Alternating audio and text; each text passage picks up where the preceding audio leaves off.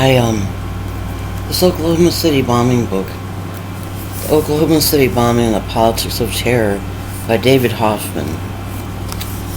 It is the one I read about on the internet years ago and had hoped to get. It's really interesting, just the beginning. So I'm going to take a little break and pause, and then I'm going to read the notes I have so far.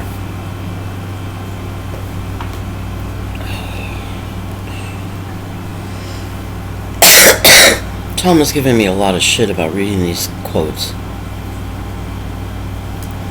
Basically, I've read that two people, both veterans, both engineers, I guess, one a general and one a veteran, said that they had to be cutting charges on the support pillars in the Oklahoma City building.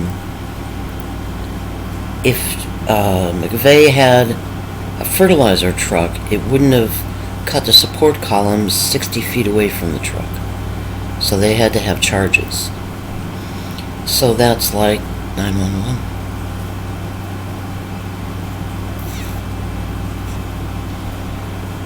They call them Marcano bombs.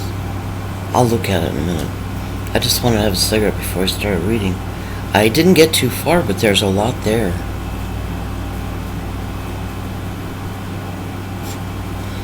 This book is a treasure. I didn't look at Amazon for it. It was published in 1993, and the one I bought was a collectible at Thrift Books, and it was $26. It was the only one they had available.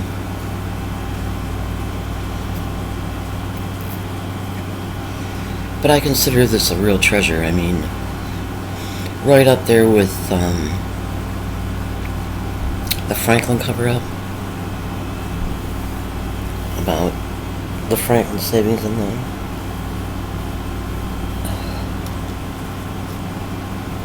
I guess.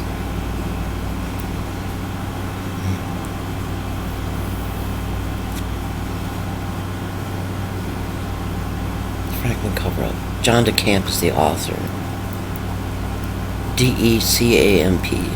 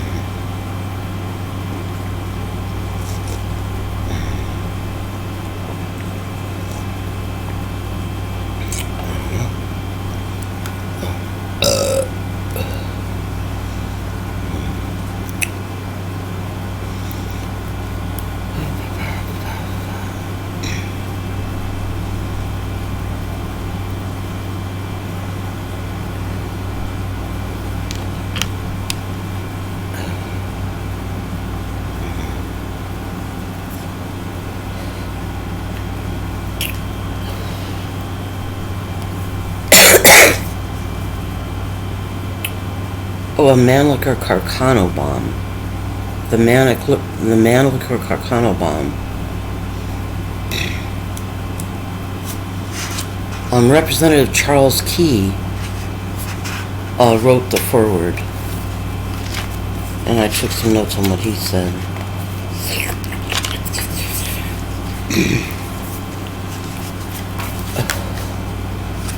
Here in Oklahoma, we are very fortunate to be one of the only two states that have a constitutional guarantee that the people of a county can cause a grand jury to be impaneled whenever they feel there is a need simply by circulating a petition.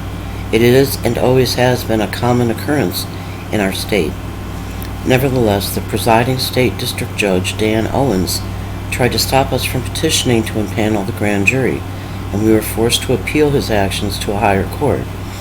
That is where the latest and some of the most intense criticism has come from recently. 1 year after our appeal, we finally got a written opinion from the Court of Appeals in the Tulsa District. Tulsa. On December 24th, 1996, the court ruled not only in our favor, but they did so unanimously. Not only was it unanimous, but the court issued the decision for publication, unquote. That means that it was such a clear-cut case in regard to the state constitution, statutes, and previous case law that it constituted a precedent-setting case to be used in law books most likely for many years to come.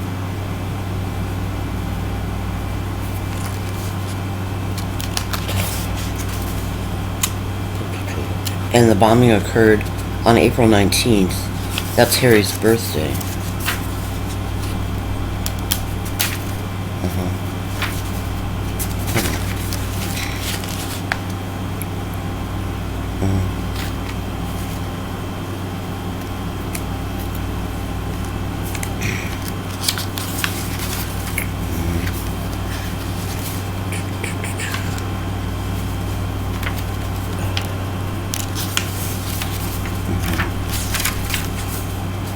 Chapter 1.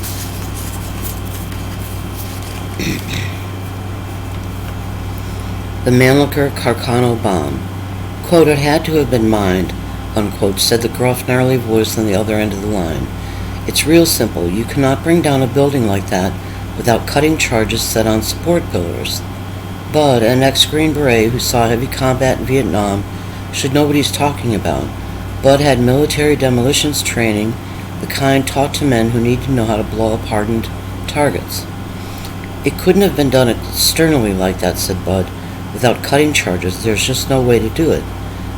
Bud didn't want to use his full name. He was worried about his VA benefits.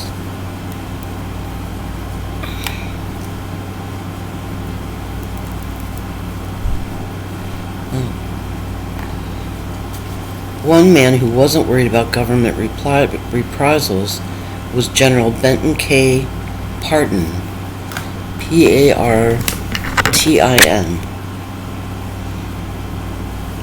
A retired U.S. Air Force Brigadier General, Parton had responsibility for the design and testing of almost every non-nuclear weapon device used in the Air Force,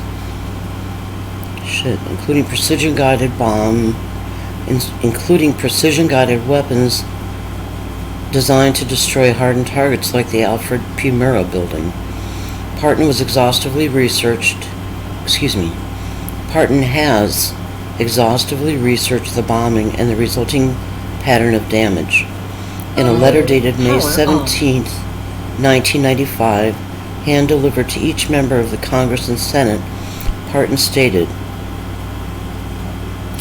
"When I first saw the pictures of the truck bomb's asymmetrical damage to the federal building, my immediate reaction was that the pattern of damage would have been technically impossible without supplementing demolition charges at some of the reinforcing concrete column bases. For a simplistic blast truck bomb of the size and composition required to be able to reach out in the order of 60 feet and collapse a reinforced column base the size of column A7 is beyond credulity. Although the full text of Parton's report is too complex to elaborate on here, what he is saying that the truck filled with ammonium nitrate could not have caused the degree of damage done to the Alfred P. Murrah building. Not when it was parked at least 20 feet away from that building. Without direct contact, the fall off from the blast would be too great to do any serious structural damage." That's as far as I've gotten. So, well, that's like 911, and I saw charges go off in the Florida condo thing on one of the videos on one of the news sites, two. It was the top and then the bottom. 2 charges, one upper, one lower than it.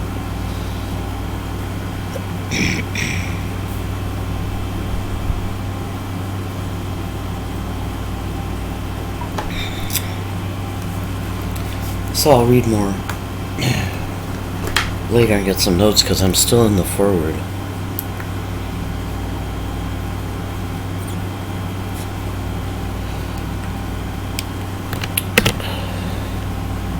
I'm going to upload this